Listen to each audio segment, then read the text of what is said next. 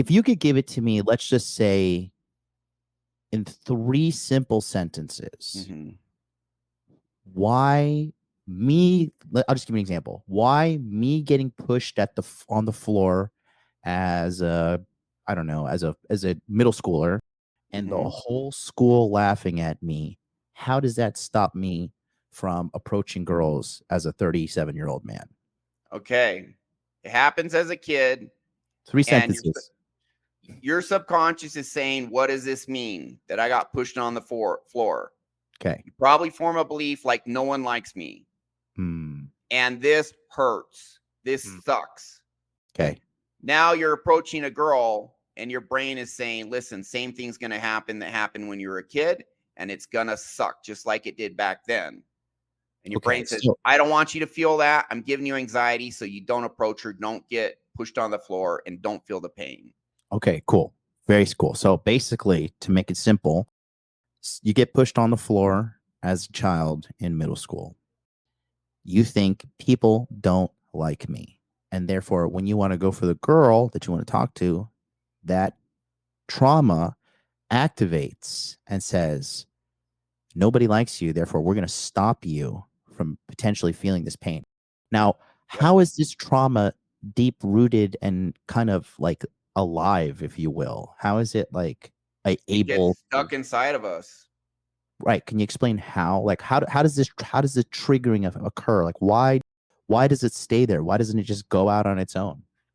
Yeah. So the technical explanation, there's a neuroscientist. I won't give the technical explanation. I'll just tell you where to go. The Body Keeps the Score by Dr. I think Alex Vanderkopf. I probably slaughtered his name. #1 bestseller in psychology since 2015.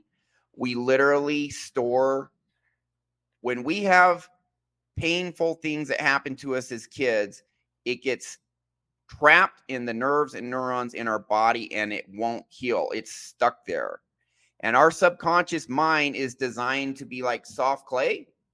When we're kids, as we get older, it turns to hard clay. So these beliefs that form in our childhood, they get stuck there. This is just how we're wired. And once the clay hardens between age 8 and 14, whatever beliefs we formed as kids and whatever pain is tied to those beliefs is just there till the day we die, unless we do something special to fix it. How our subconscious mind works now is we go through the world and our subconscious is observing the world and it's saying, hey, how do I interpret the world? Anytime there's something in the outside world that's a match for the belief in us, it spikes that pain. Or you can have good programs. You can have a program, I'm amazing, I'm a champion. And then every time you win, you feel freaking amazing. And your brain's going to make you want to chase that pleasure, especially if there's no pain attached to it. But these are just all these beliefs in childhood. They're templates to govern the rest of our life. And our subconscious is just looking for things in the outside world that match what's in us as a way of figuring out how to interpret what's happening now as adults. Awesome. So then I want to shift gears here and talk to Brent. Brent, you've been quiet the whole time. Sorry, but I'm just trying to because this is a complicated situation right now for a lot of people to kind of wrap their head around. Sure. Brent, you are probably the poster child for the Masculine Empowerment Network. Guys, you guys still know. Brent, how long did you strike out with women? Was it 9 months in a row or 11? It was 9 months in a row back in 2020. Motherfucking gangster, bro. Motherfucking gangster. And this is what I try to tell people. And this is why people like Brent are above average. And Brent is a future multimillionaire. Okay. There's no doubt about that, guys. How much you make last week, Brent? Not even 30. No, we had a 5-figure week for the first time yet. So yeah, not too shabby. Not even, you're 28? 29. 29. So Brent, you joined the Masculine Empowerment Network. When was it you first joining? So I found you December 19, and then I joined January 2020. When it was BLM back then, but yeah. Right. But it's all Masculine Empowerment Network. The webinars, whatnot, right? Yep. So you started in 2020 of January. Right. Okay. It is only a measly 3 years later. Mm-hmm. Let me just tell you guys something. When Brent came to me, Brent was in a very, very, very, I hate to say this, but like very dark place. You were sexually inexperienced. You were being bullied by your father. You had a job. You had a living situation, and you were in a bad spot mentally. It was a lot of suffering and all that. And the crazy thing is how,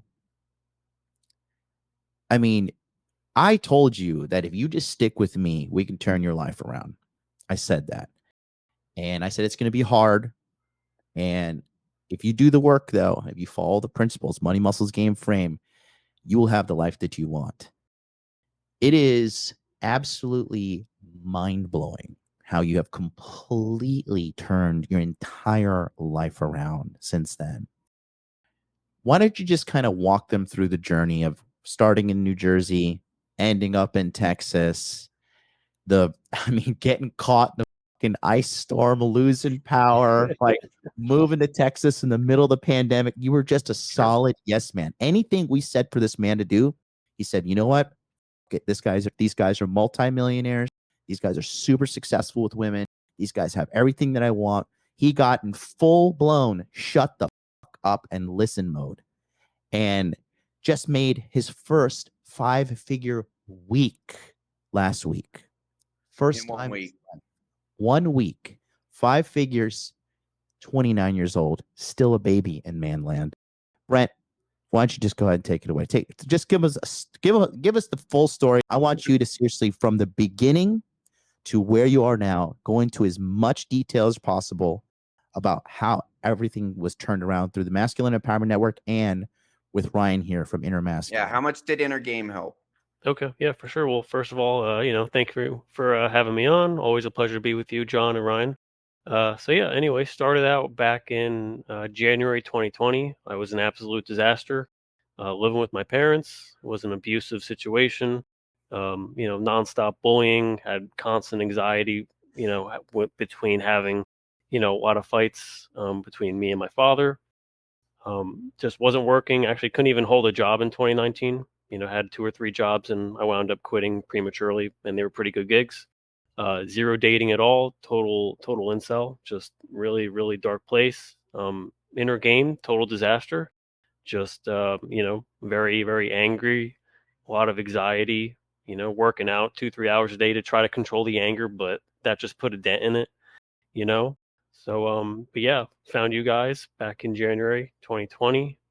Sorted out the started to sort out the inner game. You know, we took care of the anger, moved from Jersey to Texas, got my own place for the first time, got back working. I'm a master auto tech by trade, so literally started out at $20 an hour. I needed to get my certifications up, but I was failing them because I had a severe fear of failure subconscious program in me. So I wound up working with Ryan. We took care of the anger, took care of the fear of failure. And as soon as we started working on my inner game and kind of chipping away at that and building up my self belief, all the results coming. Not only was I escalating at work, I was escalating with women. We were on a 9-month dry spell, and then took care of that finally at the end of 2020, which simultaneously, which is funny, started knocking out all my certifications. So we're getting success with women, we're getting success financially, I'm becoming more happy, more content, more belief in myself. And it just starts, snowballing once you get your inner game sorted. Within 2 years, got all the certifications done, maxed out my day job. Girl wise, wound up I could smash multiple girls in a week, no problem now. I'm kind of phasing out of that, trying to find a good girl to, have, build experience with. But yeah, just a total transformation. And right now, we're in the 6-figure club. Hit that about 2.5 years, and just living the dream over here. I have a very, very content, very, very happy life.